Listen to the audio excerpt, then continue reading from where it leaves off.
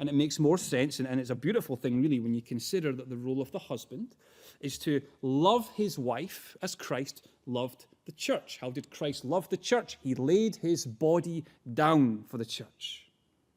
Making the point that husbands are called to lead, never in an abusive or domineering way, which is horrific and not the way of Christ, but in a way where he sacrificially, we did that word last week, he sacrificially lays his life down in service for his wife and family. It's a difficult road. It's a pretty major calling. So when you take that and take this as well, husbands and fathers, which really is the same person he's speaking to for the most part here, you see a picture put together. The point is simple. The point is that God's best for the family is when the man steps up. When the husband and husband/father is willing to put his body on the line in service and lead.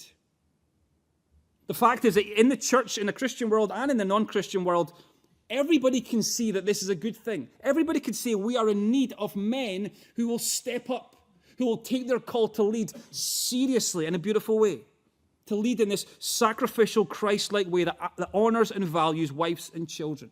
We are in need of men who will take this role seriously. Everyone can see this.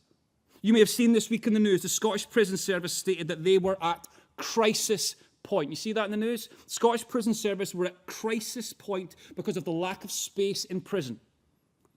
Now, if you were to get into the conversation about why is it that reoffenders and systemic crime is so prevalent, why are so many people trapped in this cycle of crime, why does it happen?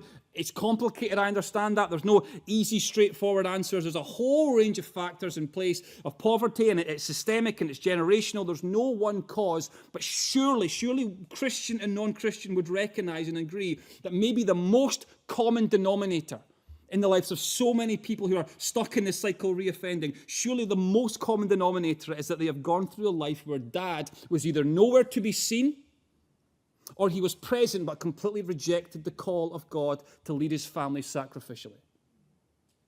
I mean, I think that's pretty straightforward. I think even our non-Christian friends would say that's a big deal. That's a huge factor.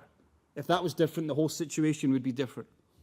I know this is dangerous ground and a little bit prickly ground, but when you see how devastating the consequences are, then we need to be brave in saying blokes need to step up.